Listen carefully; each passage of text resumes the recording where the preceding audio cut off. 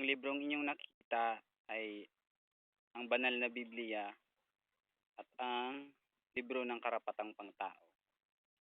Ako po ay isang ordinaryong mamayan, taga Pilar Sorsogon.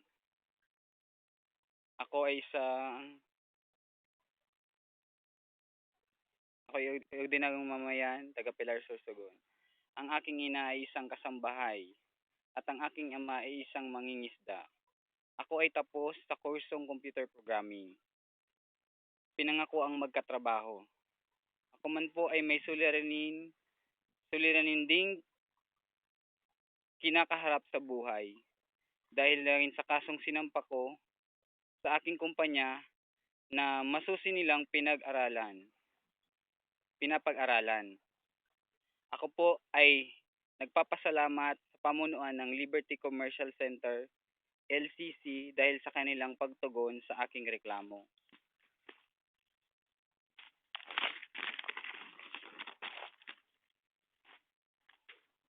Ako po ay nababahala sa nangyayaring kaguluhan sa ating bansa na maaaring magsiklab ng digmaan mula sa ating mga kapwa rin naman Pilipino. Nais ko lang pong magbigay ng komento na huwag nating husgahan ang ating mahal na Pangulo. Kung ating pong pagninilay-nilayan, tayo po ang siyang nagluklok sa kanya sa pwesto. Kaya hayaan po nating gawin niya ang kanyang tungkulin na tayo rin naman mismo ang may kagagawan. Hayaan po nating dumaan sa mabuting pagsisiyasat ang lahat bago tayo magkomento. Mababang loob po tayong makinig at makialam dahil sabi nga sa isang TV show, maging mapangahas, mapagmatsyag, matanglawin.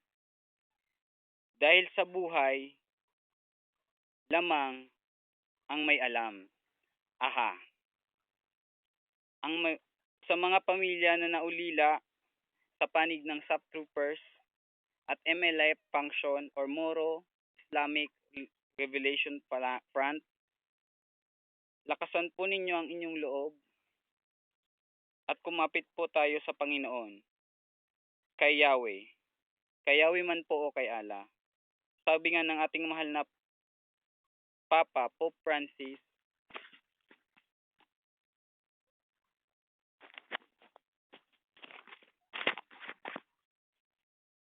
ipagdasal nyo ako upang maipagdasal nyo rin ang inyong sarili. Ang lahat ng ito ay aking tinataas at buong pusong pinapahiwatig sa pangalan ng ating mahal na Amang nasa langit. Amen. Sadyang napakaganda po ng ating kalikasan. Kung titingnan nyo po, napakaganda ng ginawa ng ating Panginoon na siyang pinakamataas sa lahat. Kaya wag po nating dungisan ng kasalanan.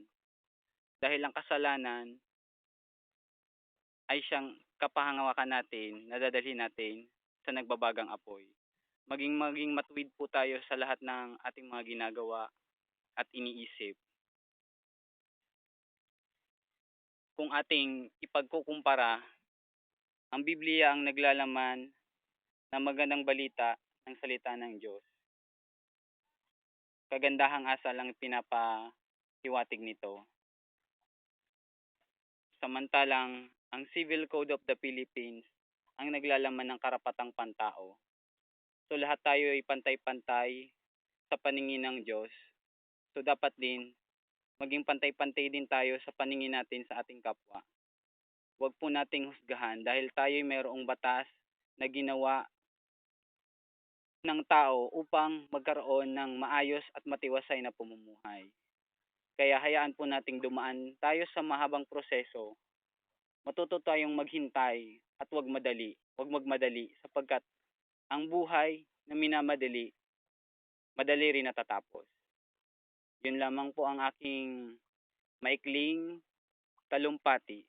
Naway magbigay ito ng kapayapaan sa lahat, hindi lang sa buong Pilipinas, kundi pa din na rin sa buong mundo, lalo na sa sigalot natin sa China at sa iba pang mga bansa. Pagpalain tayo ng may kapal at maging ang ating mga sarili. Sikapin nating pumuna ng mas magandang salita kaysa sa masasama. Kasi ang magandang salita ay nakakasiya-siya, samantalang ang masamang salita ay hindi nakakalugod sa paningin ng ating mahal na Panginoong Jesucristo at sa kanyang Ama. Yun lamang po.